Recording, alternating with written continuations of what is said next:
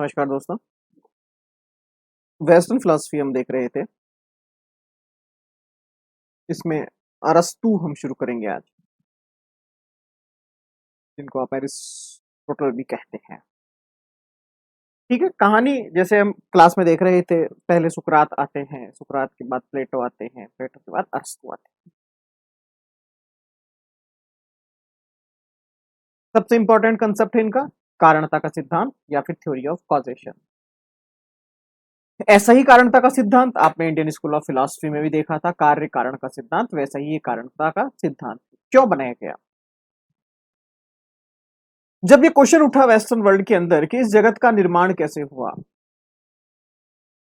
एक ऐसी थ्योरी बताइए जिसको कहा जा सके कि बैलेंसिंग अप्रोच है कि ये क्रिएशन कैसे हुआ दुनिया का।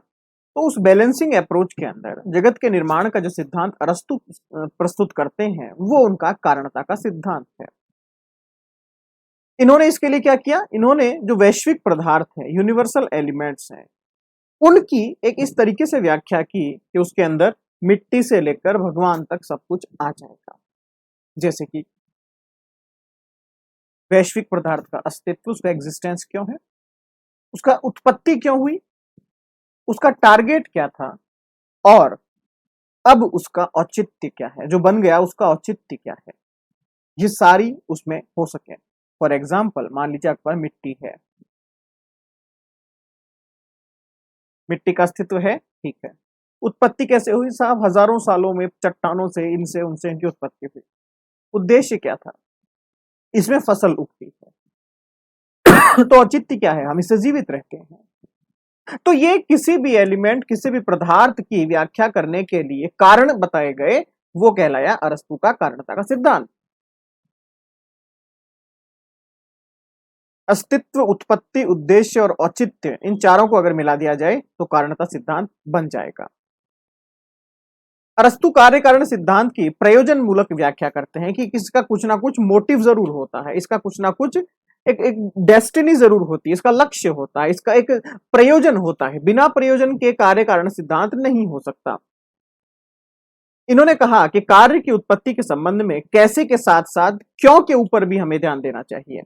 हमें यह तो पता है कि गेहूं से आटा कैसे बनता है, लेकिन हमें यह भी ध्यान देना चाहिए कि गेहूं से आटा क्यों बनता है। इट मीन्स उसका मोटिव क्या है। गेहूं से आटा बनता है, सब जानते हैं कैसे बनता है, हम इसको चक्की के अंदर पीस लेते हैं तो वो बन जाता है, ठीक है। लेकिन क्यों? क्योंकि हम रोटी खाते हैं, इसलिए। गेहूं को हम खा नहीं सकते, आटे को हम खा सकते हैं। क्यों को भी हमें पकड़ना पड़ेगा। और अरस्तु कहते हैं जब आपने क्यों के ऊपर ध्यान दिया तो आपको पूरी कहानी का सार समझ में आ जाएगा कि भैया ये इवेंट हुआ क्यों है। एक क्वेश्चन आता है, प्लेटो के प्रत्यय सिद्धांत के बावजूद इसे क्यों लाया गया? देखिएगा, प्लेटो की जो प्रत्यय है वो गतिहीन है, वो कभी भी मूवमेंट के अंदर नहीं होंगे, वो इंडिविजुअल मूवमेंट नहीं करते हैं। और हमें डिफाइन किसको करना है? इस धरती के, इस पृथ्वी के उन एलिमेंट्स को जो मूवेबल हैं। अब ऑब्वियसली बात है, आप एक मूवेबल ऑब्जेक्ट की वैल्यू थ्योरी, कंसेप्ट, प्रिंसिपल किसी भी ऐसे एलिमेंट से नहीं लगा सकते हो जिसकी खुद की कोई रफ्तार नहीं है। तो इसके लिए कोई ना कोई कारण जरूर होना चाहिए कि इनकी व्याख्या हम कर रहे हैं तो क्या होगा, और गति है तो क्यों है। ये सब बताया हमारे अरस्तु ने। अरस्तु कहता है किसी भी इवेंट के पीछे चार कारण होते हैं: उपादान कारण, निमित्त कारण, स्वरूप कारण और लक्ष्य कारण। उपादान कारण किससे बना है, निमित्त किसने बनाया है, स्वरूप क्या बनाया है, लक्ष्य क्यों बनाया है। मेटल, आपका जो मेटलिस्टिक कॉज से लेकर जो फाइनल कॉज है, ये चारों कॉज किसी भी इवेंट के लिए जिम्मेदार होते हैं। जैसे मिट्टी, कौन खेल रहा है मिट्टी का? कुम्हार खेल रहा है। क्या बनाएगा? घड़ा बनाएगा। क्यों बनाएगा? पानी पीने के लिए बनाएगा। हर इवेंट के ये 4 कारण सुनिश्चित किए गए हैं। अब इस अगर आप स्पिरिचुअल वे में देखें तो आप कुम्हार की जगह भगवान को डाल दीजिए, मिट्टी की जगह दुनिया के पदार्थ को डाल दीजिए, घड़े की जगह पर धरती को डाल दीजिए, प्यास बुझाने के लिए मतलब उनका लक्ष्य जिसको आप मोक्ष कहते हैं। किसी भी प्रिंसिपल को अरस्तु कहता है इसमें आप फिट करके डिफाइन कर सकते हैं। अरस्तु कहते हैं जो निमित्त कारण है, जिसे आपने कुम्हार कहा था, जो बना रहा है वो आपका एक वे है, साधन है, और जो बना रहा है, जिस चीज को बना रहा है वो उसका डेस्टिनेशन है, उसका साध्य है या उसका लक्ष्य है। निमित्त कारण जो है वो रफ्तार दे रहा है, कुम्हार उसको बना रहा है तो वो रफ्तार दे रहा है, और जैसे ही घड़ा बन जाएगा तो वो रफ्तार खत्म हो जाएगी, वो उसका अंत है। अंततः फाइनली अरस्तु इन चारों को भी और थोड़ा रिफाइन करता है और 2 ही कारण मानता है। उपादान कारण जिसको उन्होंने कुम्हार माना, और स्वरूप कारण में उन्होंने सब कुछ मिला दिया, जो फॉर्म बनेगी वो सब कुछ होगी। इसे भारतीय दर्शन के सत्कार्यवाद की तरह आप मान सकते हैं। सत्कार्यवाद आपने पढ़ा है। सत्कार्यवाद क्या कहता है? सांख्य दर्शन का सिद्धांत है, इसके अनुसार कोई भी काम नया नहीं होता, बल्कि जो कारण के अंदर छिपा हुआ था वही बाहर निकल कर आ रहा है, वही एक्सप्रेस हो रहा है। एक कैंडी आप देखते हैं, टॉफी आप देखते हैं, उसका रैपर होता है, रैपर के अंदर कैंडी है, तो ऐसा नहीं है कैंडी पैदा हो रही है, नहीं, रैपर के अंदर ही थी, छिलका हटाया, कैंडी बाहर आ गई। अरस्तु उपादान और स्वरूप के आधार पर सारी सृष्टि की व्याख्या करने का प्रयास करेगा। आलोचना। अरस्तु का कारणता सिद्धांत मानवीय कार्यों के अलावा किसी भी प्राकृतिक कार्य पर कभी लागू नहीं हो सकता। हमें नहीं पता ये पेड़ पौधे क्यों उगते हैं, इनमें से बहुत सारे तो हमारे काम के भी नहीं, किसी के भी काम के नहीं। बहुत सारे फिजिकल इवेंट्स ऐसे हैं, भूकंप आ गया, ज्वालामुखी आ गया, क्या कारण है, क्यों हो रहे हैं, किसका फायदा है इसमें, कौन कर रहा है ये, हम इसमें कंफ्यूज हो जाएंगे। एक एग्जांपल जैसे ले लीजिए, जल से बर्फ और बर्फ से वाष्प बन गई, वेपर्स बन गए, क्यों? ये तो फिजिकल चेंजेस हैं, केमिकल चेंजेस हैं, इनको आप कैसे डिफाइन करें, कौन कर रहा है?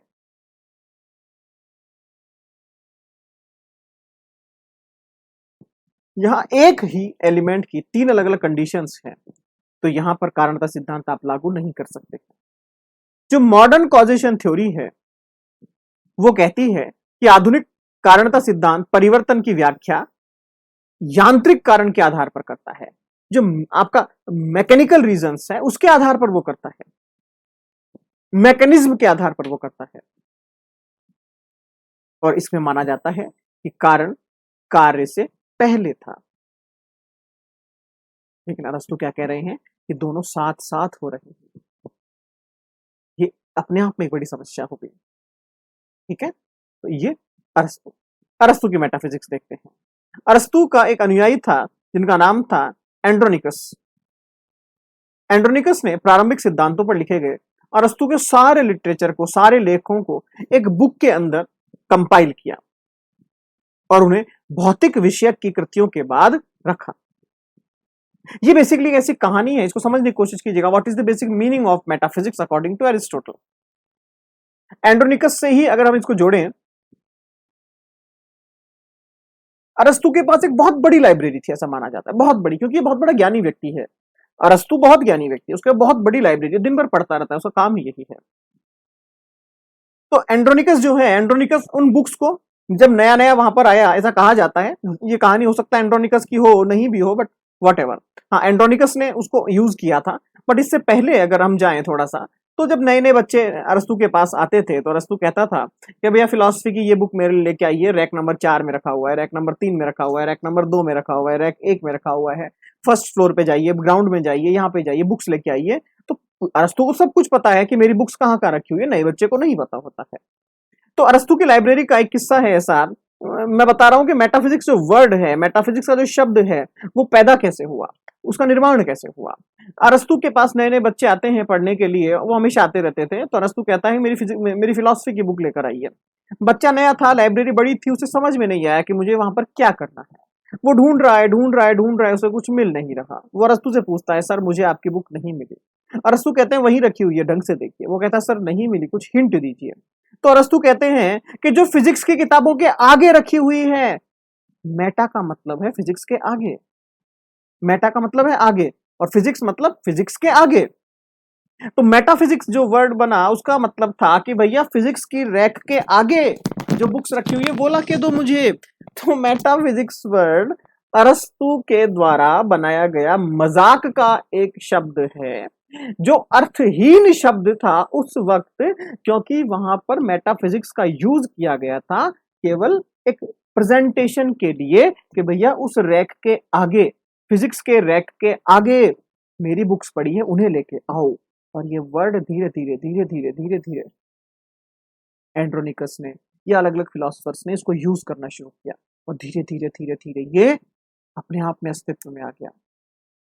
और इसको लोगों ने फिर क्या समझा कि जहां पर फिजिक्स खत्म होती है, जहां पर साइंस की लिमिटेशंस खत्म होती है, वहां पर मेटाफिजिक्स आ जाती है।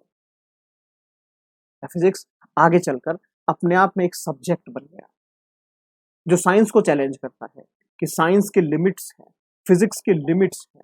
जहां फिजिक्स मर जाती है, वहां मेटाफिजिक्स पैदा हो जाती है। तो एक मजाक में कहा गया शब्द आगे चलकर पूरा विषय बन गया। जहां भौतिक समाप्त होगी, वहां तत्व मीमांसा प्रारंभ होगी। अरस्तु कहता है कि यह वो दर्शन है जो कि परम तत्व या पूर्ण तत्व पर विचार करता है। यह उसकी बात करता है जो खुद लिमिटलेस है, ये उसकी बात करता है जो खुद पूर्ण है, संपूर्ण है। अरस्तु कहते हैं कि ये जगत का प्रारंभिक कारण है, प्रमुख कारण है। मैटर एंड फॉर्म सबसे इंपॉर्टेंट कंसेप्ट है ये भी आपके लिए। हालांकि अरस्तु के अंदर बहुत ज्यादा कुछ नहीं है, कारणता सिद्धांत और एक मैटर और फॉर्म, बस, ज्यादा कुछ बड़ा नहीं है अरस्तु का थ्योरी, ध्यान रखिएगा। मैटर और फॉर्म, इस मैटर और फॉर्म को आप इस तरीके से समझने की कोशिश कीजिए।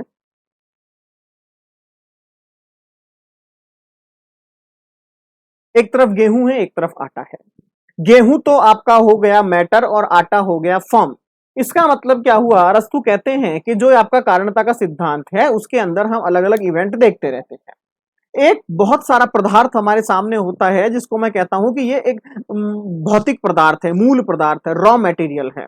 इस रॉ मटेरियल को फाइन किया जाता है और फाइनली एक नया प्रोडक्ट तैयार किया जाता है, जो कि हम कंज्यूम करते हैं, वो बन जाता है आपका फॉर्म। मैटर आज की अवस्था है, फॉर्म फ्यूचर की कंडीशन है। लेकिन ये मैटर और फॉर्म का चक्र कभी खत्म नहीं होता।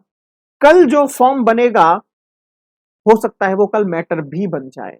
कैसे, कंफ्यूज मत होइएगा। गेहूं जो है उसको मैं मैटर लिखता हूं, आटे को मैं फॉर्म लिखता हूं। बात सही है। क्या आटे से रोटी बनेगी? बनेगी। तो आटे से बनी रोटी, तो रोटी के कंपैरेटिवली अब आटा बन गया मैटर और रोटी बन गई फॉर्म। आप कहें नहीं सर रोटी के अंदर कुछ और वेरिएंट लेके आइए, तो रोटी बन गई मैटर और जो नए वेरिएंट आ गए वो बन गए फॉर्म। इट मींस ये परिवर्तन इसी तरीके से चलता रहता है। मैटर, मैटर का मतलब एक ऐसा एलिमेंट जिसके अंदर पॉसिबिलिटीज बहुत है, पोटेंशियलिटी बहुत है, संभावनाएं बहुत है। फॉर्म का मतलब उन संभावनाओं को बाहर निकाल लिया गया है, वो फॉर्म है। ये फिक्स नहीं होते हैं।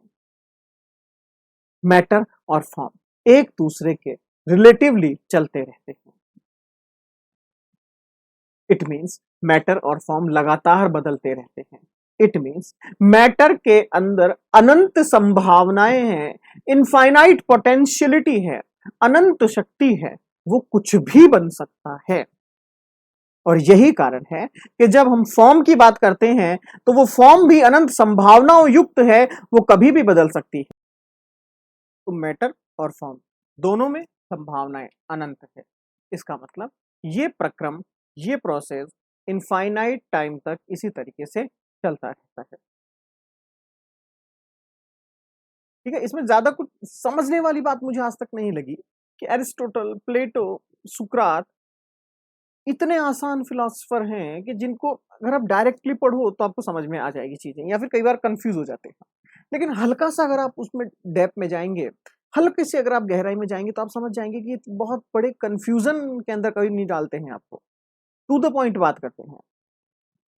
आगे देखते हैं। अरस्तु के अनुसार विश्व की प्रत्येक वास्तविक वस्तु, यहां इंपॉर्टेंट चीज है रियल, मैं यहां इमेजिनरी की बात नहीं कर रहा हूं, वास्तविक वस्तुओं की बात कर रहा हूं। जितने भी वास्तविक वस्तुएं हैं, मैटर और फॉर्म उनका ही कॉम्बिनेशन है। इट मींस या तो वो मैटर है या वो फॉर्म है। प्रैक्टिकली आप इन्हें अलग नहीं कर सकते हो। ये मैटर है तो वो फॉर्म भी है, फॉर्म है तो वो मैटर भी है। ये फिक्स है, ये एक है। दिमाग लगाएंगे तो हम कह सकते हैं कि ये दोनों अलग अलग हैं। जैसे कि मैं कहता हूं ये आम का बीज है और ये आम का पेड़ है। प्रैक्टिकली देखें तो बीज से ही पेड़ बना है, अलग अलग नहीं है। बट अगर मैं थॉट्स के स्तर पर देखूं, विचारों के लेवल पर देखूं, तो मैं कह सकता हूं दोनों अलग अलग हैं। उसी तरह अरस्तु कह रहे हैं वास्तव में दोनों अलग नहीं है, वैचारिक स्तर पर अलग है। ना तो फॉर्म के बिना किसी वस्तु विशेष को वास्तविक कहा जा सकता है, और ना ही बिना फॉर्म के कोई यथार्थ हो सकता है।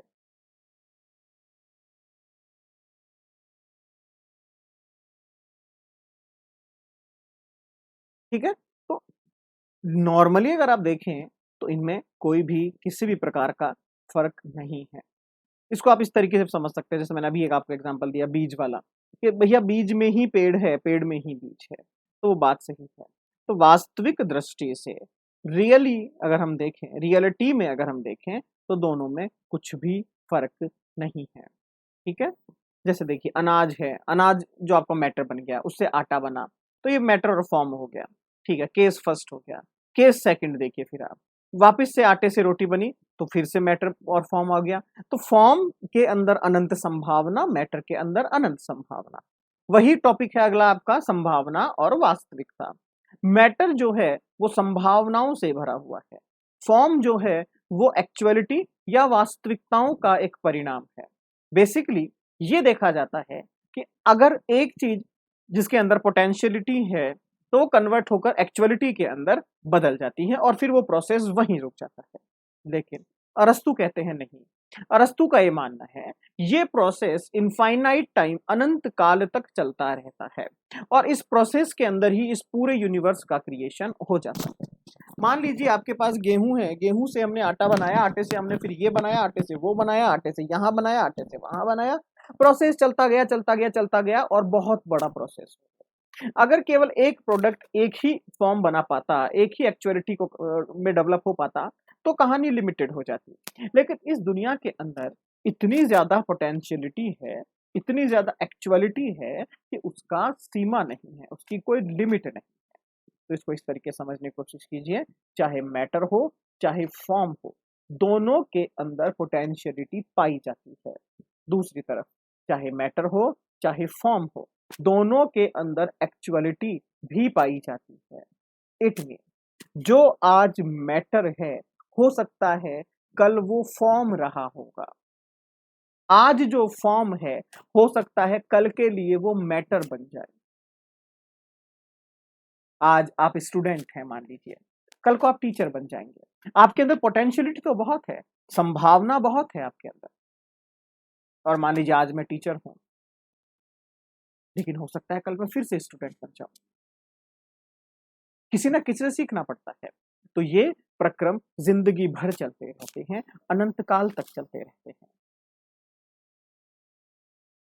अरस्तु जगत के अंदर जो गति है, जो परिवर्तन है, जो डेवलपमेंट है, उन सब को डिस्क्राइब करने के लिए पोटेंशियलिटी और एक्चुअलिटी को बेस मानते हैं, और उसके हिसाब से उसको डिफाइन करते हैं।